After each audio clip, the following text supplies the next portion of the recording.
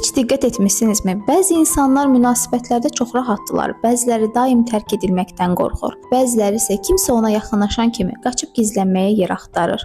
Bu sadəcə bir xarakter deyil, elmdə bağlama nəzəriyyəsi adlanır. Təməli biz hələ beşikdə olarkən qoyulub. Hər şey 1950-ci illərdə psixoloq John Bowlby'nin araşdırmaları ilə başladı. O sübut etdi ki, uşağın fiziki ehtiyacları qədər anası ilə qurduğu emosional bağ da onun gələcək taleyini həll edir. Daha sonra Mary Ainsworth apardığı eksperimentlərlə insanların 4 əsas bağlama növünə bölündüyünü üzə çıxardı. Birincisi, ən sağlam olan təhlükəsiz bağlanma. Əgər uşaqkən ehtiyaclarınız vaxtında və sevgi ilə qarşılanıbsa, bugün münasibətlərdə həm özünüzə, həm də qarşı tərəfə güvənirsiniz. Nə yaxınlıqdan qorxur, nə də tərk edilməkdən panikaya düşürsünüz. İkincisi, təşvişli bağlanmadır. Əgər uşaqlıqda valideyniniz gah çox yaxın, gah da çox soyuq və qeyri-sabit olubsa, sizdə də bu model formalaşır. Siz böyüyəndə partnyorunuzdan daim sevgi təsdiqi gözləyirsiniz. Mesaj gecikəndə məni artıq sevmir deyə narahat olursunuz. Üçüncüsü,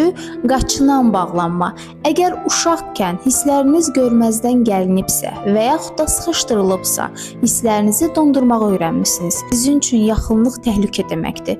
Kimsə sizə çox bağlanan kimi özünüzü boğulmuş hiss edib uzaqlaşırsınız. Və nəhayət dördüncüsü, dağınıq bağlanma. Bu model adətən ailədə qorxu və ya travma olduqda yaranır. Bu insanlar həm sevilmək istəyir, həm də qarşı tərəfi bir təhlükə mənbəyi kimi görürlər. Onlar üçün münasibət daxili bir xaosa çevrilir. İşin ən maraqlı tərəfi odur ki, bu sadəcə bir düşüncə tərzi deyil. Təşvişli və ya qaçınan bağlanan insanların beynində amigdala, qorxu mərkəzi daha aktiv işləyir. Bədən daim stres hormonu olan kortizol ifraz edir. Amma yaxşı xəbər budur ki, beynimiz plastikdir. Öz bağlanma növünüzü tanımaqla və fərqindəliklə bu kodları dəyişmək mümkündür.